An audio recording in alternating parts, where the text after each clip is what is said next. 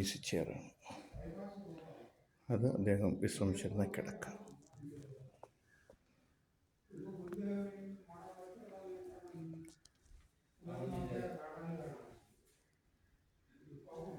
ഇവിടെ ഉള്ളത് 24 മണിക്കൂറും ഈ വിളക്ക് കിടാവിളക്കാണ്. ഇവിടെ ഒരു സ്വാമിയാണ് ഇതിൻ്റെ കാര്യങ്ങൾ നോക്കുന്നത്. ഇത് മെഴുകിലുള്ള അദ്ദേഹം ഗുരുദേവൻ്റെ പ്രതിഷ്ഠയാണ്.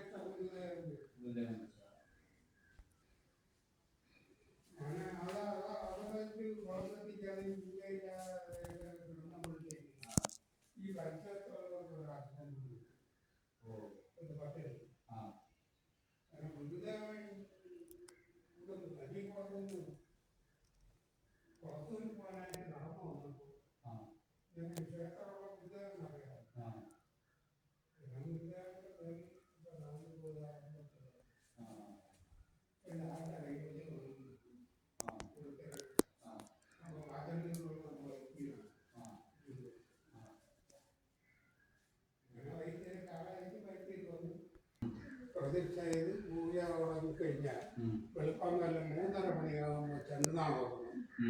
അത് ഏതുവരെ കേൾക്കും അതുവരെയുള്ള അസുഖം മാറുന്നു. അപ്പം ഈ പ്രതിഷ്ഠയൊക്കെ ചെയ്യണമെന്ന് പറഞ്ഞാൽ പക്ഷത്തേക്ക് വൈദ്യുതി പറഞ്ഞ് അത് സ്വാമി എന്നെ അങ്ങ് നടത്തിക്കൊണ്ട് ഞാൻ സ്വാമിയുടെ പേരിൽ അങ്ങോട്ട് വരാം സ്ഥലം. അങ്ങനെ 20 ഏക്കർ വാച്ചല്ലൂരുള്ളൊരു വൈദ്യനാണ് ഇവിടെ പ്രതിഷ്ഠ.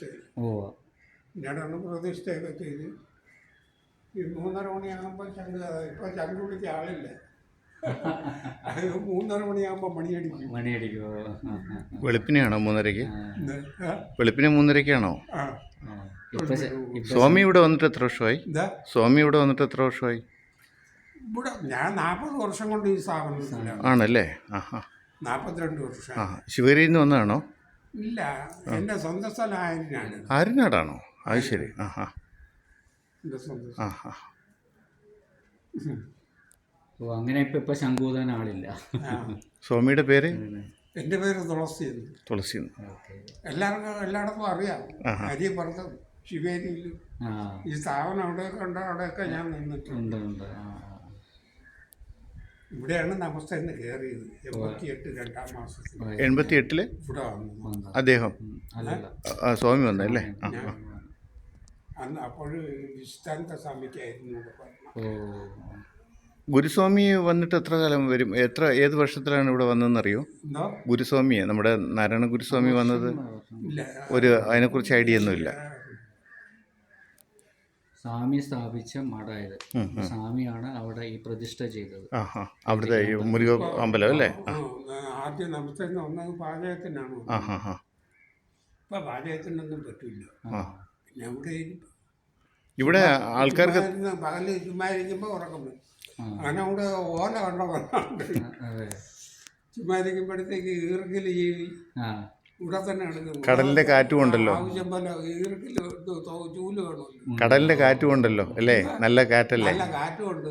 ഈ മരത്തിന്റെ മുട്ടി ഇരുന്നാൽ നല്ല തണുപ്പാണ്. ഈ സമയത്ത് ഇതിന്റെ മുട്ടി ഇരിക്കുന്നു, നല്ല കാറ്റുണ്ട്. അവിടെ ഇരുന്ന് ഈർക്കിൽ ജീവിക്കൊണ്ടിരിക്കും. അങ്ങനെ സ്വാമി ഇവിടെ കാല് മരവിച്ചു വെള്ളം, കാലിന്റെ വെള്ളം. അപ്പൊ ഈ പാര്യനാട് ഇപ്പൊ പോകാറില്ലേ?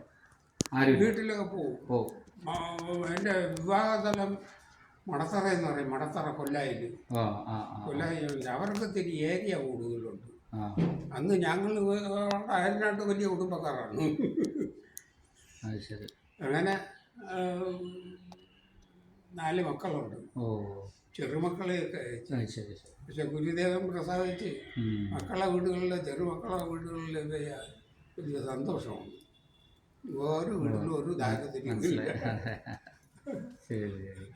ഗുരുദേവന്റെ അനുഗ്രഹമുള്ള. അതെ, അദ്ദേഹത്തിന് വേണ്ടി പ്രവർത്തിക്കുന്ന ആളല്ലേ.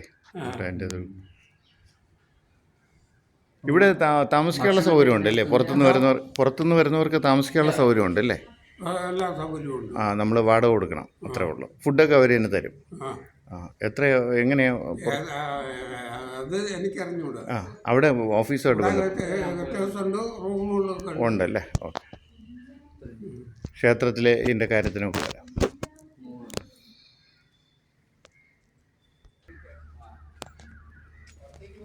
താഴെ ഒരു സ്ഥലമൊക്കെ ഇരിപ്പുണ്ട്. നല്ല-